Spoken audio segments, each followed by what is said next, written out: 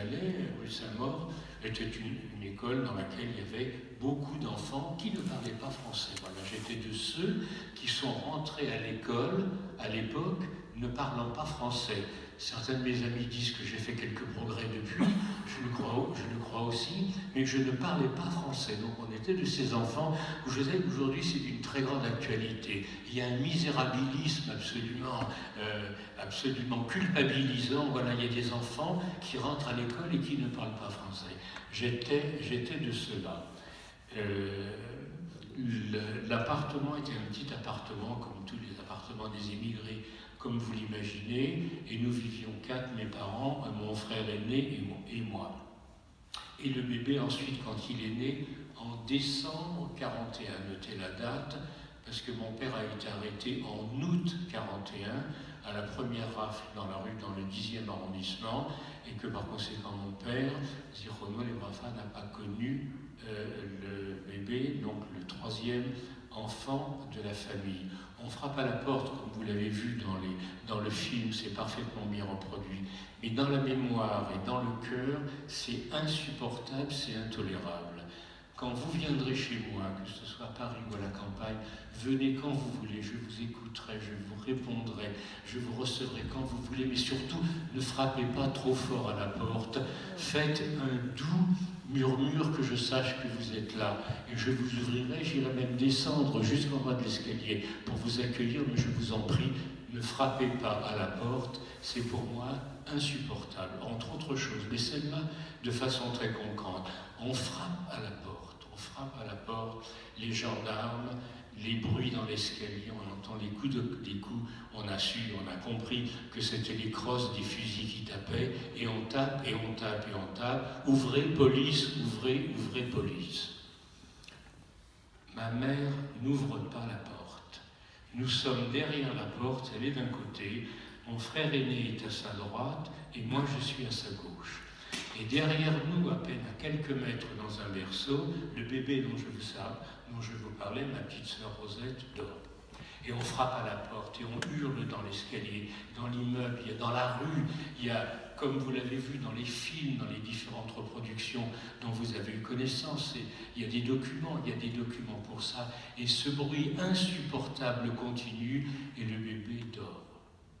Ma mère est terrorisée, je la vois incapable de tendre la main, même pour ouvrir la porte, on est derrière, elle au milieu, moi d'un côté, mon frère de l'autre, et le bébé dort. Le bébé ne s'est pas réveillé. Voilà la raison pour laquelle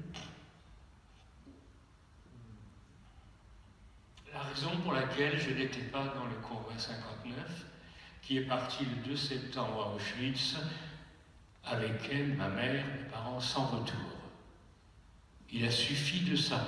Vous l'avez vu dans le film tout à l'heure, les circonstances, les occasions, le hasard, appelez ça comme vous voulez, qu'il se passe quelque chose à un moment qui fait que le cours de la vie change complètement. Entre la vie qui s'arrête et le cours de la vie qui continue, il n'y a rien.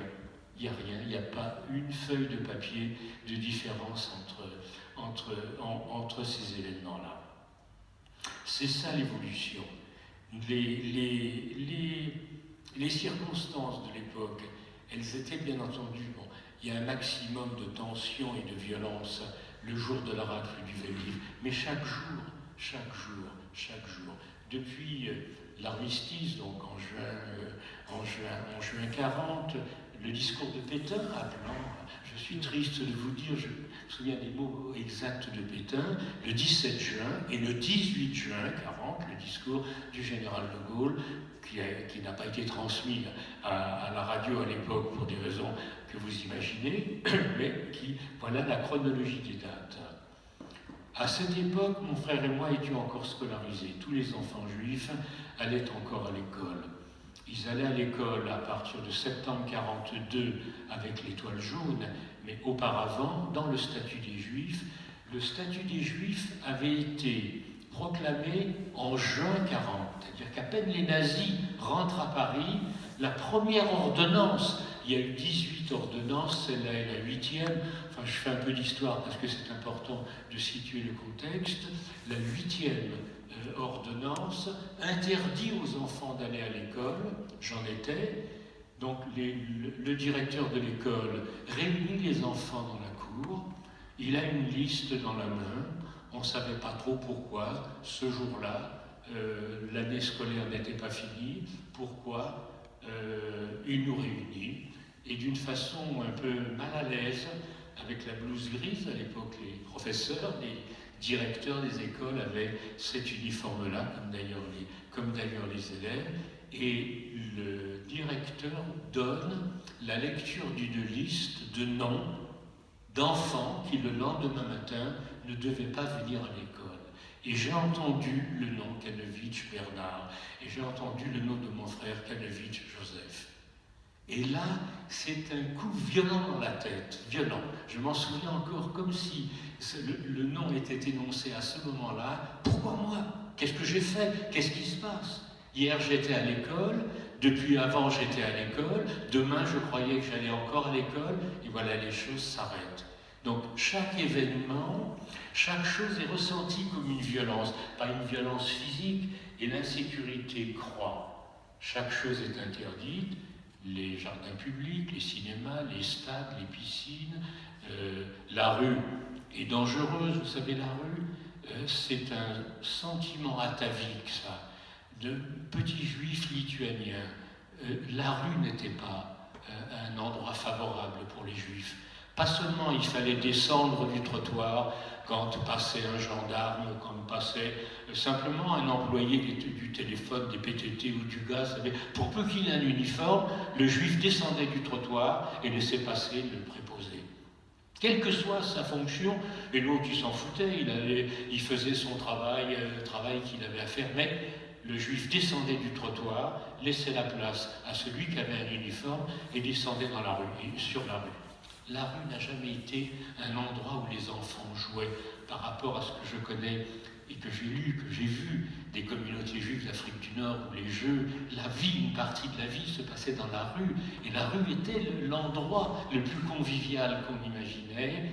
La rue, en Lituanie en tous les cas, mais pas seulement en Lituanie, en Pologne également et en Ukraine et ailleurs, la rue est un endroit hostile, c'est un endroit où le juif ne se sent pas en confiance, il ne se sent pas en sécurité. Toutes ces choses-là s'aggravent simultanément.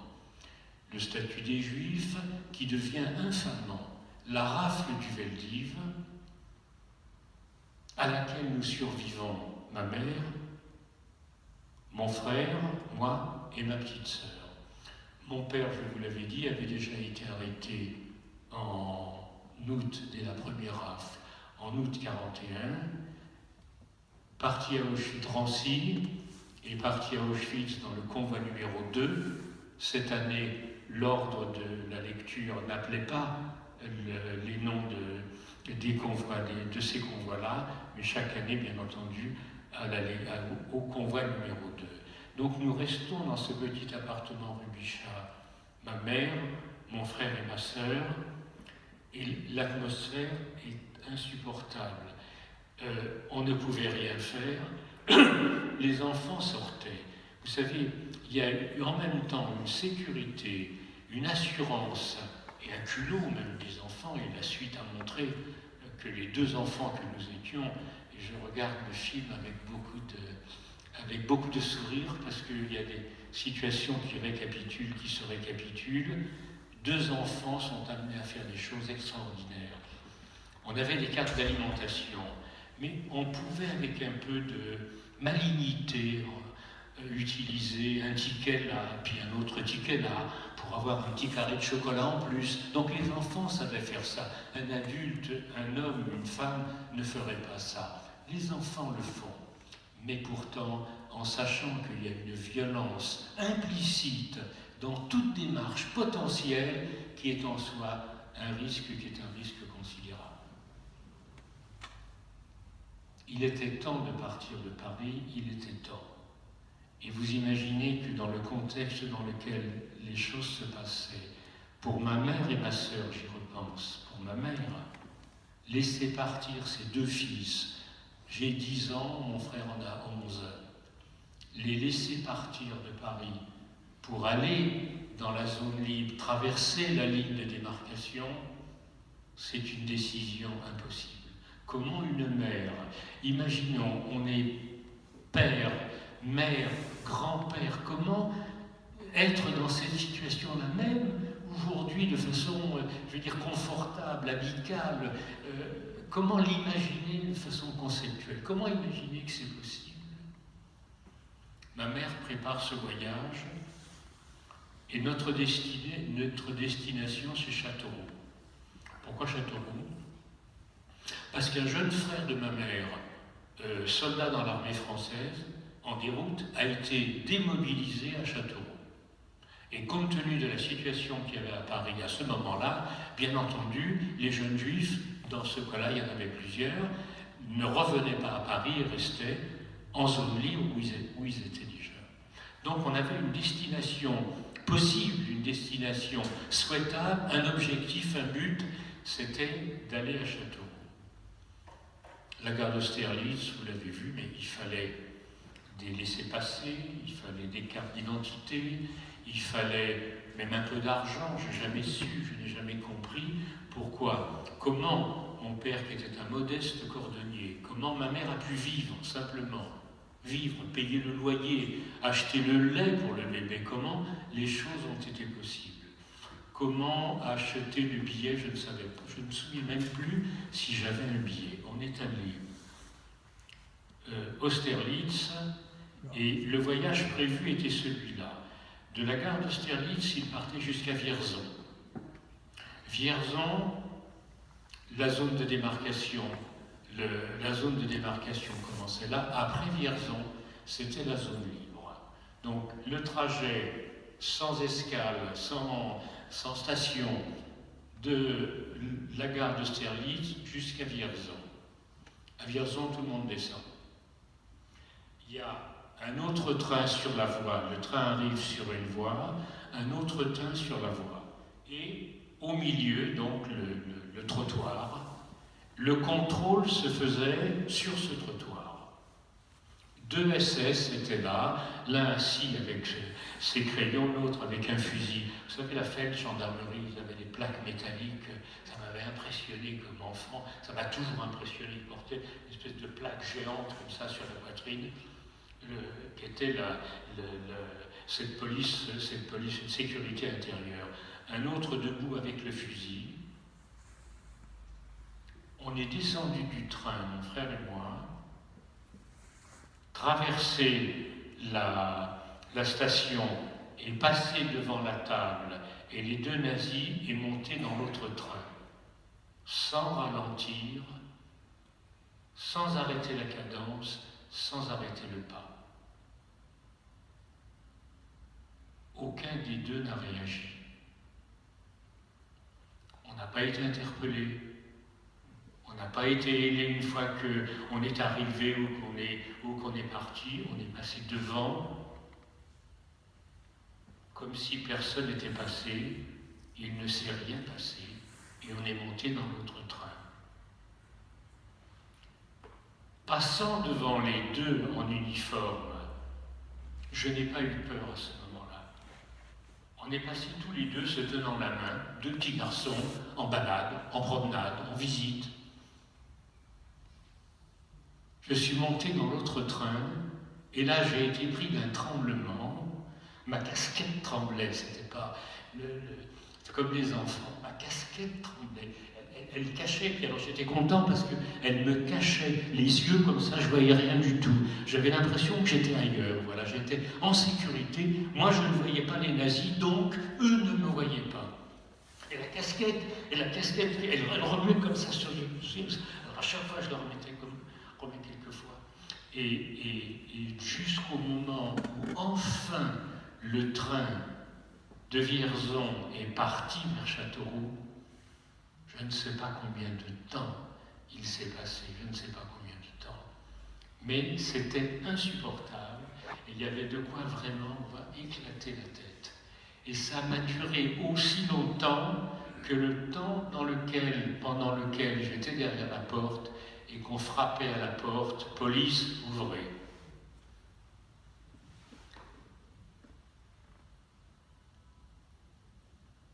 Boris Cyrulnik a l'habitude de dire qu'il était né 2 fois. Vous connaissez Boris Cyrulnik? Ses travaux, ses publications, c'est un homme admirable. Il a l'habitude de dire « je suis né 2 fois ». Une fois comme tout le monde, avec la date de l'état civil en fait foi. Une deuxième fois, alors qu'il a été littéralement oublié lorsque sa maison, il vivait à Bordeaux, les parents vivaient à Bordeaux, lorsque les parents ont été arrêtés et que la police française est venue le chercher, lui s'est caché, c'est un petit garçon à l'époque, il s'est caché dans les toilettes vous savez à l'époque les anciens WC, il y avait une retenue d'eau, un bac à eau. Il était grimpé là-dessus, comme il était tout petit garçon, il est resté là tout le temps que les gendarmes opéraient et que les parents... Et puis à un moment, silence dans la maison, il comprend qu'il est seul, il descend de ce perchoir et il est seul dans la ville. Ses parents non plus, déportés, ne reviendront pas. Je l'ai rencontré il y a peu Cyrulnik, chez le même éditeur, nous avons chez Odile Jacob, et on a eu l'occasion d'échanger ça. Moi, j'ai effectivement 3 dates de naissance, celle que l'état civil note, celle de la rafle du Veldiv, enfin, ce qui a été pour moi une fausse rafle, heureusement, et le troisième événement, donc, qui était la traversée de cette allée de la gare allant d'un train à l'autre. Il n'y avait pas plus de distance que de ce siège-là à ce siège-là. Et après, ça a été le voyage vers Châteauroux. D'autres péripéties, bien entendu, c'était pas tout à fait les mêmes. Alors, est-ce qu'on sort indemne de la Shoah? Je ne vais pas être très long parce que je pourrais être très long, mais est-ce qu'on sort indemne de la Shoah? Je vais vous raconter une anecdote. Après la guerre, tout de suite après la guerre, quand De Gaulle et Adenauer ont commencé les manœuvres de réconciliation, comme toujours, dans les liens standards qui sont mis en marche, il y a des manifestations sportives. Bon, un match de football dans le cas particulier, petite confidence, j'étais un très bon joueur de football, et quand l'équipe de France de football elle est allée jouer en Allemagne. J'ai donc ce souvenir d'avoir joué dans le stade olympique, dans lequel Jesse Owens a gagné les médailles olympiques en 1936 et que Hitler n'a pas voulu lui remettre. Dans ce stade-là, comme dans tous les stades du monde, quand l'autobus arrive avec les joueurs, il y a des enfants qui traînent, qui n'ont pas de billets, qu'on ne laisse pas rentrer et qu'on chasse. Les gardiens du stade en général chassent. Il y avait là une dizaine de petits-enfants qui attendaient l'autobus. Lorsqu'on est descendu, lorsque les joueurs sont descendus, je me souviens très bien là aussi, vraiment avec une très grande acuité de mémoire, les enfants ont pris la main, pas seulement de moi, mais de joueurs. J'avais 2 enfants dans une main, un enfant dans l'autre. En rentrant dans le stade avec les enfants dans la main, je disais, mais les parents de ces enfants-là ont gazé mes parents, ma sœur, qui avait presque le même âge qu'eux. Qu'est-ce que je fais de ces enfants?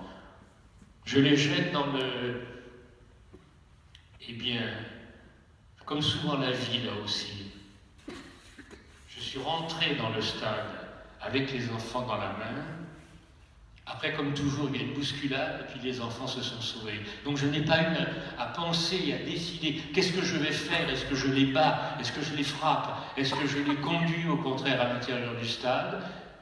Le hasard, le sort en a décidé autrement. Les enfants se sont sauvés, comme tous les enfants du monde, dans tous les groupes. Je n'ai pas de haine dans mon cœur. Je n'ai pas de haine.